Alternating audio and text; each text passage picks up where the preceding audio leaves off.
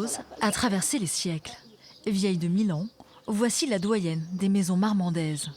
Sa façade à elle seule porte en elle l'histoire de l'architecture de la ville, tantôt romane ou gothique. Pousser la porte de l'édifice, c'est plonger dans le passé. On a affaire à la pièce maîtresse de la maison. La pièce maîtresse de la maison, qui est l'escalier en pierre de taille, qui est caractéristique des immeubles, des hôtels particuliers du XVIIIe siècle, et la rampe en fer forgé, qui est de facture tout à fait remarquable et qui porte le monogramme de la famille d'Aubert de Peyrelongue. Une rampe en fer forgé, commandée l'année de la Révolution française pour celui qui deviendra le premier maire de Marmande en 1792. Les 3 étages de la maison regorgent de curiosités. Ce qu'il y a de remarquable dans cette pièce, c'est ce plafond à caisson, typique des hôtels particuliers du XVIIIe siècle.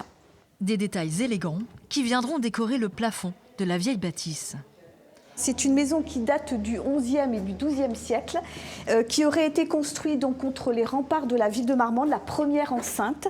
Elle a été remaniée au XVe siècle ainsi qu'au XVIIIe siècle. Un patrimoine bientôt inscrit au registre des monuments historiques à l'initiative de la mairie pour redonner à l'édifice toute sa place dans le cœur des Marmandais.